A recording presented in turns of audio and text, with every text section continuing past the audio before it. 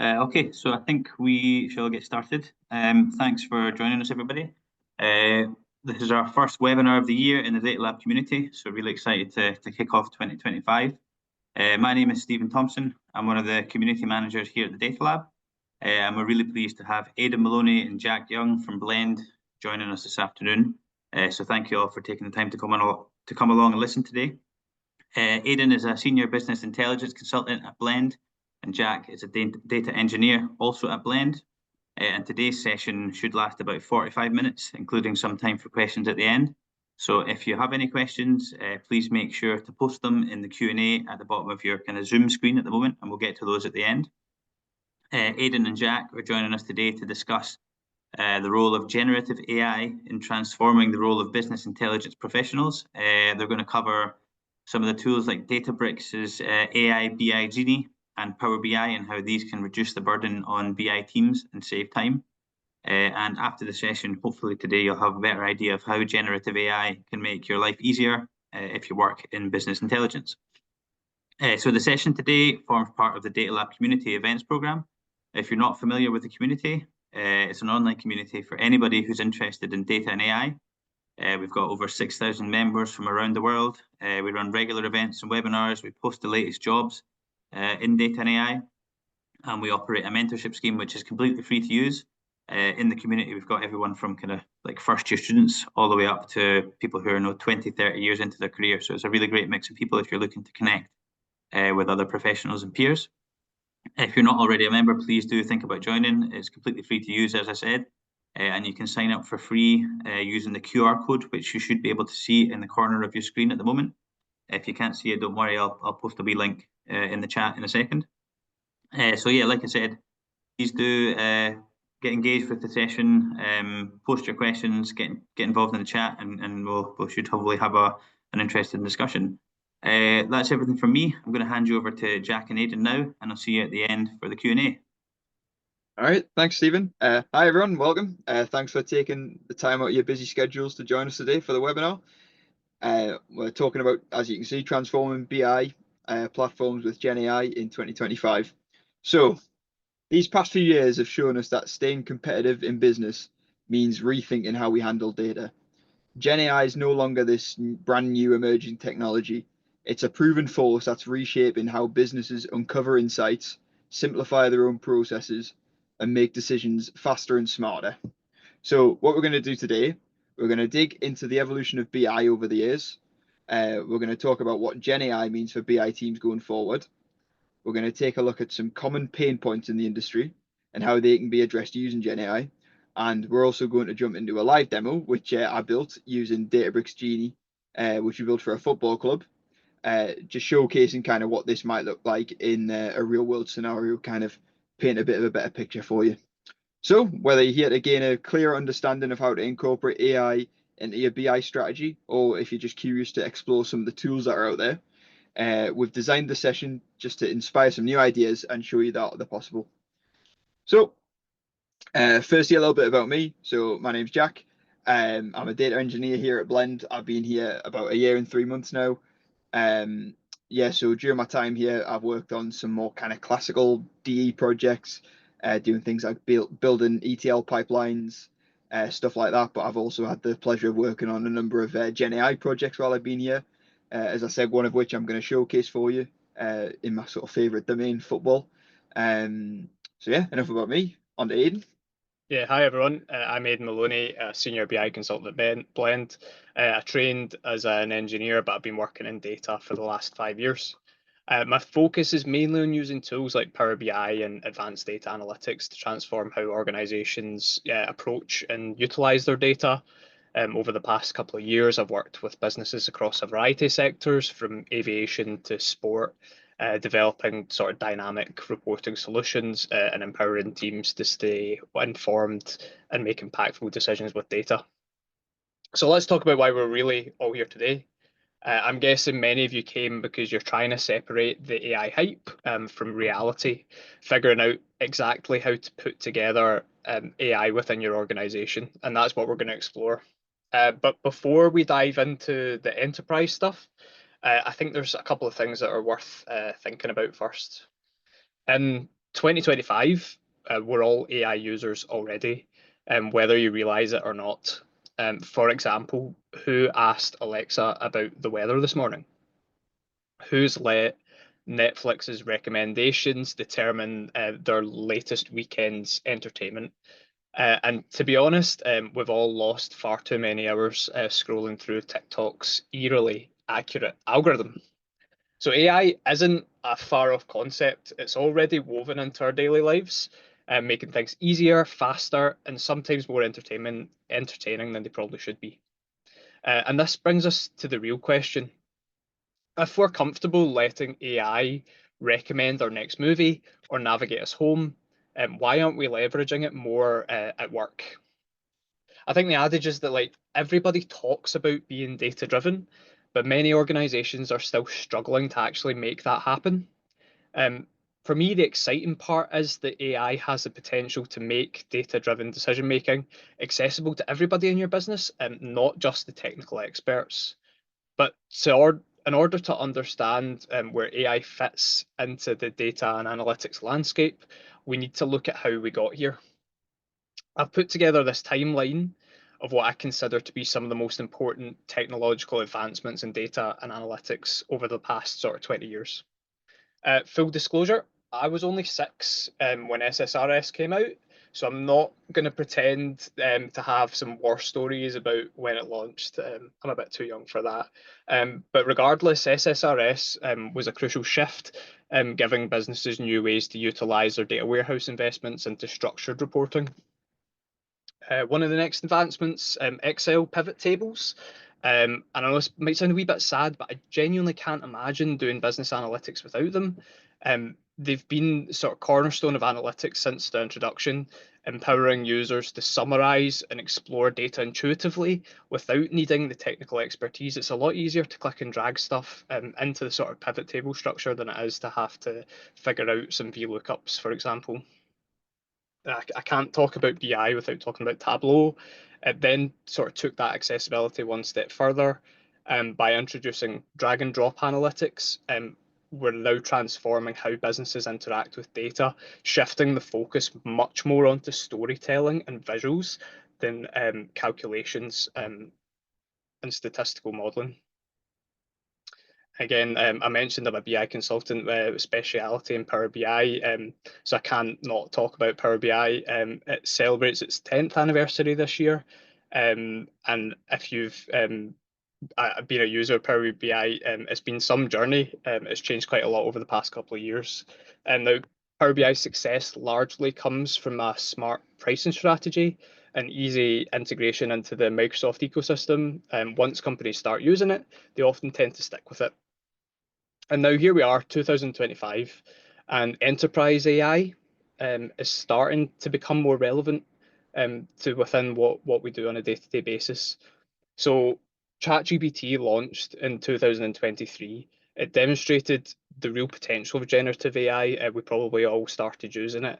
However, businesses struggle to fully utilize it because of valid concerns around security, data governance, things like that. We don't want our company's data ending up within just the local version, the sort of cloud version of ChatGPT.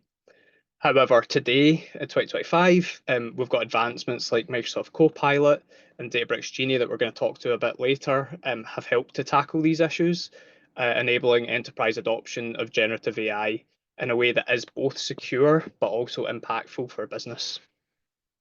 Looking at this journey the last 20 years, there's a clear pattern.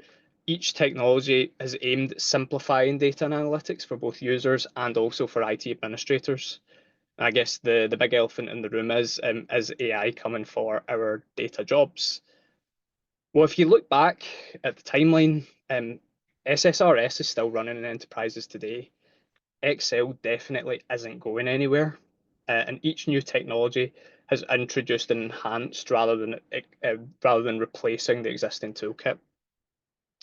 I believe that we're not seeing a replacement, but an evolution. These tools are augmenting the capabilities and the productivity of our teams, letting us focus on higher value work while automating the routine tasks that would have taken a long time to do before. This kind of brings us to what we're wanting to discuss today, how AI is going to help with that and reshape business enterprise data and analytics. I want to dive next into some practical examples of that. So you'll see I've got a nice wee meme on the screen. You know, in the world of BI and analytics, teams often find themselves in one of these two situations. They're either drowning in requests or swimming through insights. I kind of want to paint a picture of how that looks in the real world with some tangible examples. On the left side of the bus, we've got what I am going to call the overwhelmed and underperforming team. I think this one will probably hit home with quite a lot of us. We're constantly putting out fires, and sometimes you're starting new ones in the process, let's be honest. We're spending more time formatting issues than actually analysing the data. And we won't forget the flood of daily, very urgent requests for reports, because apparently absolutely everything is super, super urgent on a Friday afternoon. However, what I think what we're aiming for is what we've got on the right-hand side of the bus, the utopia for data teams. This is where I think we want to get to be. They're allocating resources to long-term projects that actually align with what the company is trying to achieve. We're not doing these "we need this yesterday" panic projects. They've carved out dedicated time to build targeted strategies for improvement, and they actually get to use that time rather than it being ate up by emergency requests. And I think this is one of the most important points, is they've positioned themselves as true partners within the product development, using data to drive better business outcomes. They're getting invited and they have a seat at the table in strategy meetings, rather than just getting the outputs and the actions sent to them and requesting another dashboard, for example. So I guess the key question for many of us is, how do we get from the left-hand side of the bus to the right-hand side of the bus? And this is what I want to talk about next, what businesses have tried so far, and how I think and how I believe Gen AI can help make a serious impact for good here. So next, I think this is where things get interesting. I'm going to talk about citizen developers for a bit, which I guess you could coin as a sort of double-edged sword. They can be incredibly useful and help bridge some of the gaps that we've just spoken about, but you might want to keep an eye on the sort of things that they're building. So as I said, remember all those sort of urgent requests that we've just spoken about? Citizen developers emerged as a DIY solution for when data BI teams are really drowning in requests. And to be honest, they do fill some really crucial gaps. When the BI teams are swamped with urgent requests, people in the organization sort of raise their hand and say, well, we'll just do it ourselves. We'll upskill in Excel, Power BI to be able to fulfill some of the requests ourselves. On the surface, this is great. It takes pressure off of the BI team. And it gives the users the autonomy that they probably wanted, rather than having to wait for another team to fulfill their requests. But, and normally there is always a but, this DIY approach does come with its own set of challenges. Imagine everybody in your organization building their own versions of the truth. You can end up with data silos, inconsistencies in reporting. So the classic one being when you've got two supposedly identical reports that should show the same values, showing different numbers, which is a real governance nightmare when we don't know what the golden source of truth is. I've working in consultancy, I've seen this firsthand with a manufacturing company we work with that relied on two separate production reports. Each report gives a different version of the truth because they're pulling data from different warehouses. And that just isn't frustrating. It totally undermines the trust in the reporting and leads to unnecessary hours of back and forth in order to determine what numbers are correct. You really, really want people in your organization to trust the data. And this is a super quick and easy way to make sure that people don't. So it's something we want to avoid. And this is where I believe that AI can have a big difference. Imagine we had a system or a tool that allows users who don't want to use dashboards or struggle with data analytics a quick and easy method of querying the organization's big data systems and getting the numbers that they need. And equally, and probably most importantly, the numbers are correct. Now, high level hypothetical is great, but I think it helps to be able to touch and feel these solutions. And this is where I'm going to hand over to Jack, who's going to be able to share a real life example of this. All right, thanks, Aidan. So one of the things that you touched on there is this idea of the citizen developer and kind of some of the drawbacks that come with that, the data silos and things. But I also think it's really important as a business user to feel empowered in sort of seeking the value in your own data, the data that is yours. We often call this idea data democratization, which in essence is just this idea that everybody within your business is enabled to comfortably work with the data, irrespective of kind of any technical expertise that may or may not have. And with this in mind, I wanted to share with you an example of a piece of work that we developed for a football club, as I said, using Gen AI. Those of you in the audience who are football fans will be all too aware of the vast amounts of data available to clubs and fans in the current landscape, be it down to track and play performance, even down to things like fan engagement, things like that. It's even impossible now to tune into the Premier League without some mention of the team's XG, expected goals, which 10 years ago would have sounded like, you know, something super advanced. But as with many other industries, when you have all of this data available to you, the question becomes how to use it effectively and how can you really sort of drive value for yourself. So say, for example, you're a scout, you work in scouting for a football club, and you wanted to quickly create a report with some metrics for some players in your league. So previously, this might have meant dedicating some of your data team's resource to fashioning a brand new report. We talked about the urgent request before. But when this is done for every single ad hoc request, as you can see before, this can leave your developers feeling quite burnt out or sitting on the left-hand side of the bus, if you will. Therefore, we identified the need for a new tool to enable these users to go from question to answer without any of the faff in between, which is where Databricks Genie comes in for us. So using Genie, we've developed a tool which we call Scoutbot, which accepts natural language queries as your input, generates the SQL code for you on the fly, and queries your data. But enough chat. I thought it might be good for us to hop into a live demo. What could go wrong? What could go wrong? Exactly. So this is Scoutbot. So this is just living within my Databricks environment as a user. And as you can see, this is the sort of interface that you get. So it's very much kind of like ChatGPT, except it's hooked up to your enterprise data that sits within Databricks. So yeah, you get this chat box and you've got some example queries. I'll just click one of these. So for example, we could ask Genie to calculate which 5 goalkeepers performed the best in terms of shot stopping. And now what it's doing here under the hood, it's looking at my data, looking at the tables that sit within my my Databricks. It's thinking which one do I need to look at, and it's also going to generate that SQL code for you.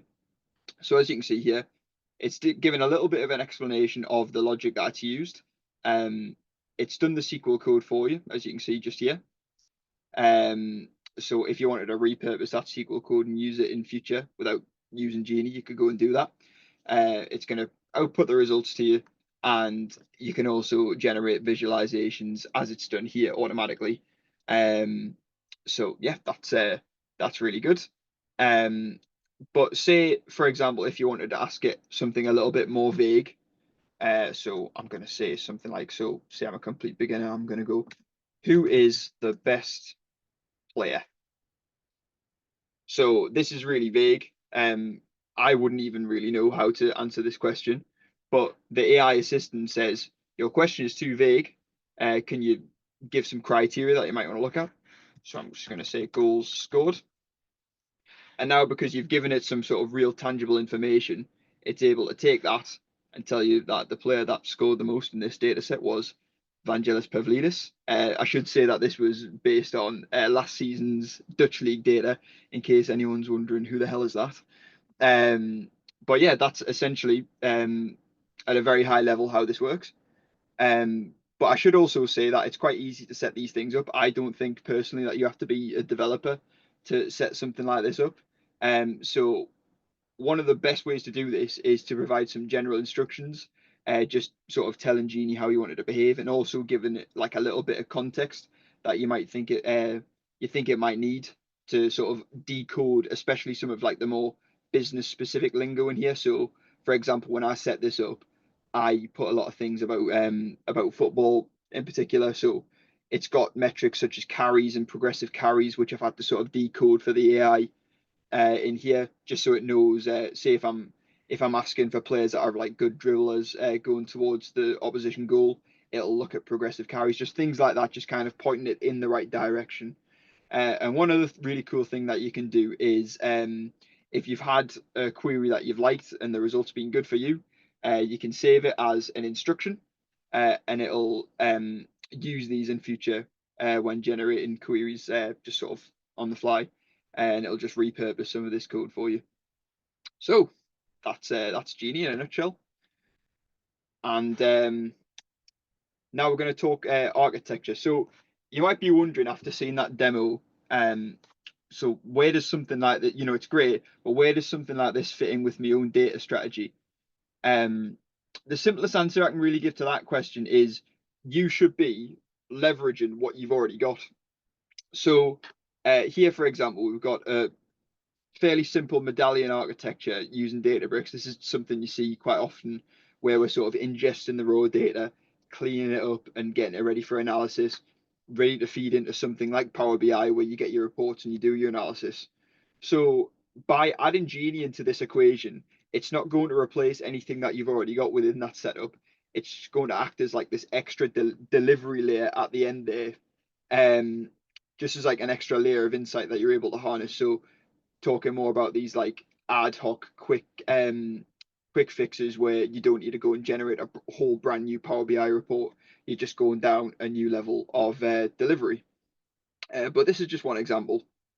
The architecture we presented in that previous slide is just one example of integrating Gen AI into an existing architecture. But just because you're using Gen AI doesn't mean you're forced into one setup at all. So to help illustrate this, I'm going to talk you through just 3 example tech stacks and how you could go about integrating a Gen AI layer sort of at the end into each, including how we developed Scoutbot, which, as we saw, was done on my Databricks environment. So the way that we built Scoutbot was unbelievably simple. It took like less than a week to spin up. So we start with an AWS account where the sort of compute resource sits, and from there we set up AWS Databricks. And then from there, it's just about configuring your Genie space as I showed you. So you're pointing at the correct tables within your system, providing the system with some context, doing a bit of testing and refinement as you go, because I think it's really important just to sort of check that everything's working kind of as it should be. And then you're pretty much ready to go. So this is all kind of done within your Databricks environment. And one of the really good things about this is that it makes use of Unity Catalog in Databricks, which is just a data governance tool that sits within that environment. So you can enforce things like role-based access control, make sure like every user's got the access to the tables that they should have access to. So, you know, integrating a tool like Genie isn't going to raise any kind of additional data governance concerns. You're kind of just leveraging what you've already got, but just accessing it in a more effective way, I guess. But yeah, as I say, that's just one example. Another would be if you wanted something just kind of, if all your info was sat within Microsoft, it's totally feasible to use Gen AI in a setup like this as well. So say you were already making use of Azure SQL and Microsoft Fabric, then you could leverage Microsoft Copilot to help perform text-to-SQL. So what you can do there is you just make plain text SQL requests in like a chat window to Copilot, and it generates the SQL code for you by making use of your table metadata by looking at what's in your SQL database. Just kind of similar to what's going on in Databricks, but this is just all sat within your Microsoft environment. And then you could look at something like this, which is a slightly more elaborate and bespoke solution. So making use of a front end app hosted in Slack. So say your organization has infra in GCP, but you're also using Slack for your internal team comms. You could configure a chatbot within Slack that allows you to make SQL queries on your data through messaging a bot directly in Slack, which points at an LLM and comes back to you looking at your SQL database in the process. But as you can see, this is obviously like a much more complex integration than the other 2 options because this isn't straight out of the box.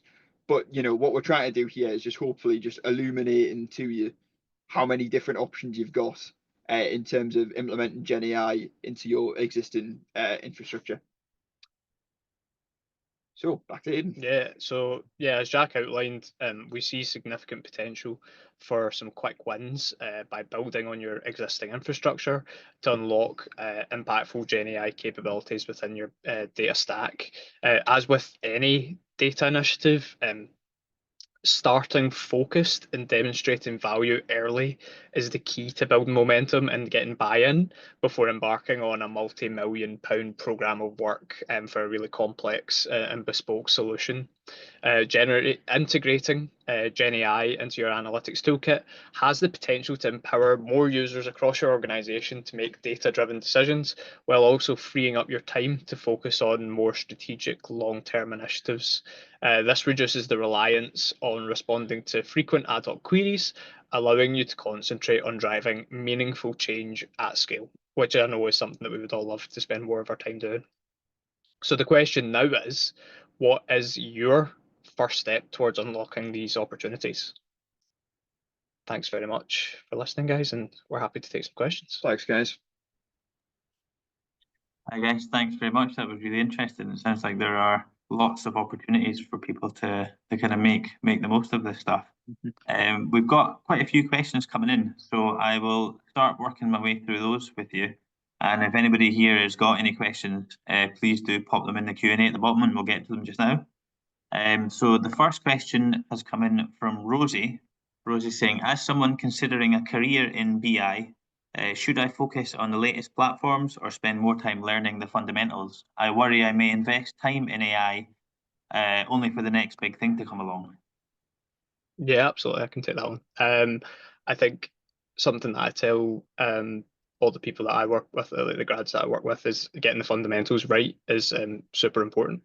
So you kind of need to treat it as a pyramid, and you really need to get the basics right before we start doing the fancy AI stuff at the top. AI is a really useful tool in your toolkit, but I don't think it would be where I would focus my attention. I think there's a lot of value to be made, especially doing BI and business analytics and getting people using data within an organization. There's a lot more. I would focus your time much more on the people and the process side of things. How do you actually build a tool that somebody will actually want to use? And then that's where we can sprinkle some nice AI stuff on at the top. So yeah, I would definitely recommend focusing on the fundamentals. Brilliant. Thanks, Aidan. So next question, we've got one from Adam Butinsky. He's asking, how much testing would you recommend doing before letting it loose with stakeholders? That's a really, really good question.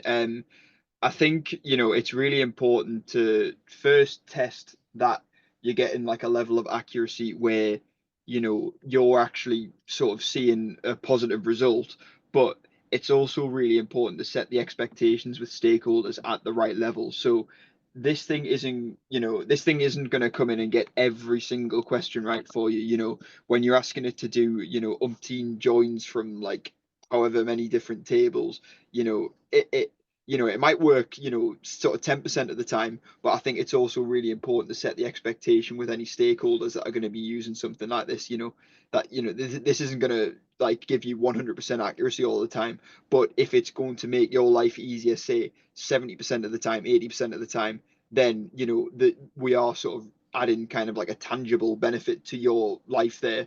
But I think, certain stakeholders might come in and sort of expect it to be this sort of magic wizard that does everything for you, and it's just really important to make sure that that isn't the attitude going into something like this, because otherwise you sort of lose confidence in the sort of tools that you're building for these people. And I guess just to add on to that as well, though, I don't think I've ever done a piece of analysis and it'd be 100% correct first time. So I don't think we could expect the same of a computer. But it can be like you're maybe right 80% of the time, but the AI tool might be right 90% of the time, and it's that 10% improvement which can ultimately help. So it's about that. It's about communicate. Ultimately, as per normal, it comes down to people and communication on these sort of things. Brilliant, thank you. And I think related to that, Mate is asking, how does automated testing look like, or what does automated testing look like for a tool like this? I don't know about automated testing. I think it's quite important just to iterate through, because without any kind of level of human input, because what you're fundamentally doing here is validating the response of an LLM against the expected output. I think, as far as automating testing goes, as a business user, that's probably something you want to sort of look at, validating the input against kind of what is existing within your current way of analyzing things. So I would always just sort of recommend, as a first stop, testing things yourself before you think about automating something like this. Brilliant, thank you. So moving on, Priyank has asked, can the Genie hold the conversation, or do you have to hit a new chat for each new query? Yeah, good question. So it can thread conversations. So, for example, if I'm, say, take Scoutbot, I'm looking at a subset of players within the data. Say I'm only looking at goalkeepers, and then I want to ask sort of like, out of those players who are the best like passers, it'll just take those existing, the results of that existing query and like add on to that. But obviously, if you want to reset that context, you just go and start a new chat. It's just really, really sort of similar functionality to what you see on the web with ChatGPT, as that's the same kind of logic that it follows. And Ali's actually asking, is there any connection between the AI Genie and OpenAI? It's a Databricks in-house model, I do believe. But as I say, these things aren't sort of specific to one ecosystem. Like you could be, you'd be sort of you could use OpenAI to build something like this in like a more bespoke way. But yeah, that would just involve like going through a different sort of style of architecture. But yeah, one of the sort of main points I wanted to hammer home from that was, um, you don't have to be using Databricks Genie specifically to get to something like this. It's just all about kind of doing an audit of what you've got in place and just sort of seeing, how can I make Gen AI work for me here. And Ali is also asking, which I think is related to what you're saying, is does the Genie use RAG, which I believe is, actually, I'm not technical, so I'll let you answer that. So I can't remember, what was it, retrieval augmented generation, I think it is. So the way that it works is it'll analyze the metadata from your tables, so like table headers, data types, things like that, and that's how it generates the query for you. So in that sense, it is sort of retrieving the information from the tables, yeah. Which I think is potentially what Ozan is also kind of asking around, is the communication with the database via the LLM similar to something like the Yahoo Finance database, where the case where you showed us the automated reporting is relying on a database of information to pull from. Yeah, exactly. Yeah. Yeah, I've not looked at Yahoo Finance myself, but yeah, it's just kind of using that metadata to answer your questions. Yeah. Brilliant. And then the last question we've got, unless anything else comes in, is from Owen. He says, do you think there's a risk that we may begin to lose BI skills in the workforce if we begin to shift towards using AI to do a lot of the work for us? It's interesting. I don't necessarily think so. I think it does mean that there needs to be a shift in what we see as the roles and responsibility of somebody that works within BI and analytics team. I think I've seen a lot over the past couple of years in regards to design of, we're developing more tools and less standalone dashboards. So something that I'm really focusing on at the moment is I don't think it's good enough to just build a dashboard in isolation. It's part of a larger product. So your job as somebody that works within BI becomes a lot more about adoption, the product, rather than necessarily what does my data model look like and how do I have to aggregate my data to get this answer. A lot of that stuff, like ultimately the computer is going to be better at. Like I've used ChatGPT and it is amazing at that sort of stuff, but the stuff that it's not going to be able to do for you is the product level stuff, which is ultimately where you're going to get the most gains in terms of your organization and getting adoption and getting people actually. Everybody wants to be data driven, but actually doing it requires a shift in approach instead of us just churning out dashboards for people. Great, thank you. And then last question that's just come in from Adam there is, have you seen any good implementations of Gen AI and LLMs within existing BI tools like Tableau or Power BI? I guess, have you got any examples of kind of good use cases? I think the stuff that's coming out of the box from Microsoft is great. Copilot within Microsoft Fabric, if you've got your data model set up, is really, really good, and it's just getting better and better.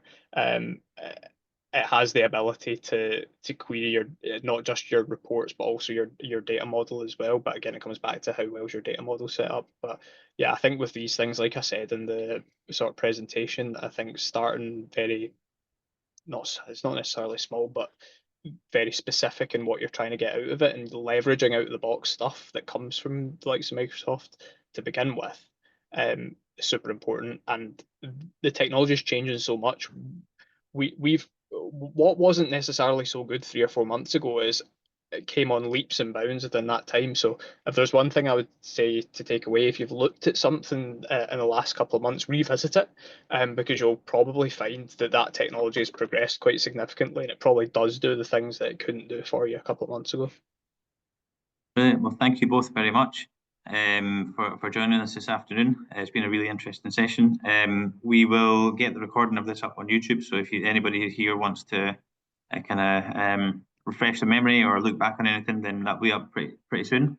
If people want to get in touch with you, would you recommend just reaching out on LinkedIn? Totally. Yeah, absolutely. We put our email addresses and stuff at the end of the presentation as well. But yeah, LinkedIn's probably the best place.